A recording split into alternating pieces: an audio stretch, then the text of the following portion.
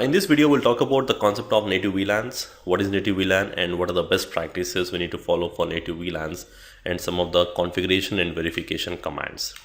So native VLAN is like, if a switch receives any specific frame without any tag, it is going to assume that it's going to belong to the native VLAN.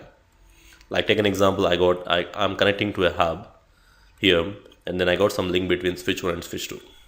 Now by default between the switches we run something called 802.1q or ISL trunking, and let's say there is a specific traffic coming from VLAN 10, and what it is going to do is before it sends over the trunk link, it's going to add a tag.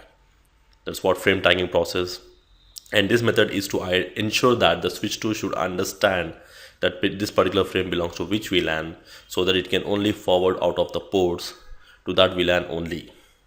But there are some cases where you may receive a frame, like if you are receiving from the hubs, they don't understand the tagging, they don't understand the concept of VLANs. If you receive anything without a tag, now the switch, whenever it receives any specific information without a tag, what it is going to do is it is going to assume that it belongs to native VLAN, and it will simply forward out of the ports which belongs to native VLAN. And by default, it will send to VLAN 1. That's a default behavior. Now, the best practices for native VLAN is generally in most cases it's always recommended to create one VLAN called any VLAN which is not in use. That's something recommended, and it's recommended to change the native VLAN to 666 or any other VLAN which is not in use, and you don't have any single port associated in that particular VLAN. So that's something recommended, but by default the VLAN 1 is the native VLAN, and it's not really recommended to use native VLAN as VLAN 1. So you have to use a VLAN which is not in use and there is no port associated in that VLAN.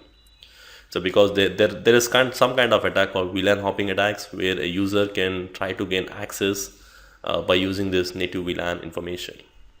So which is something we really don't want. If any kind of attacks comes, it should go to that VLAN and it should get dropped over there. That's something what recommended when it comes to native VLANs. As I said, the default native VLAN will be VLAN 1, but we can change it to VLAN 9 and 9. So in that case, we just need to add a command called switch port trunk native VLAN 9 and 9. But one thing we need to ensure that on the Cisco switches, the native VLAN must match on both the sides. That's mandatory. Okay, so if there is any native VLAN mismatch, then probably you will see some console message on the screen, something like native VLAN mismatch. This kind of messages you can see on that. Now for verification, we can use a command called show interface trunk, and by default if you don't change the native VLAN, you will see the default as 1, but here as we have changed to VLAN 999, and then even you can use a command called show interface F0 by 20 switch port. It also you can see that information here. Now coming back to the lab verification, I have some switches added here. And what I'm going to do is I got a link connected between the two switches, switch 1 and switch 2, and what we'll do is we are going to configure some trunk, and then we'll configure some native VLAN, and then we'll try to communicate between these two hosts. By default they'll communicate, but once we make the native VLAN mismatch on that particular links, probably they will not communicate in general. So that's something what we'll verify in this lab. So I'll go to switch 1 console screen. If you just see here, on the switch 1, I got a connection between switch 1 to switch 2 on port number 20. So the first thing what I'm going to do is I'm going to configure the link between switch 1 and switch 2 as a trunk links.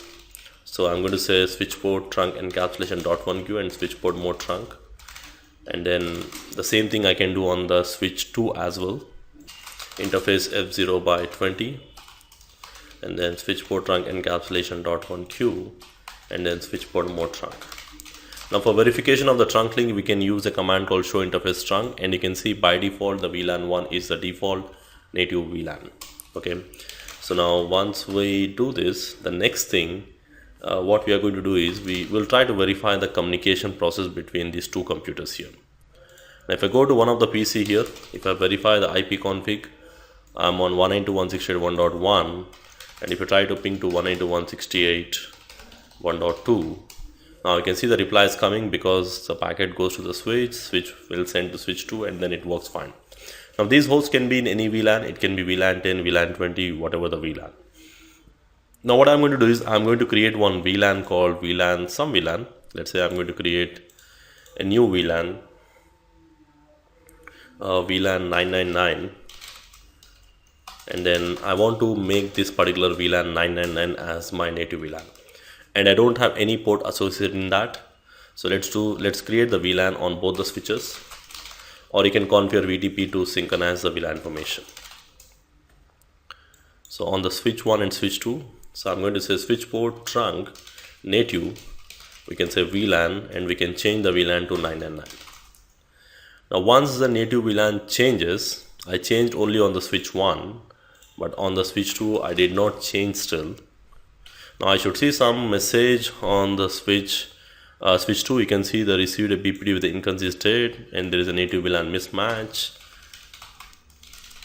And if you just observe here, the show spanning tree, you can see the port goes into inconsistent state, and you can see. Now the main reason for this is for VLAN mismatch, actually native VLAN mismatch here.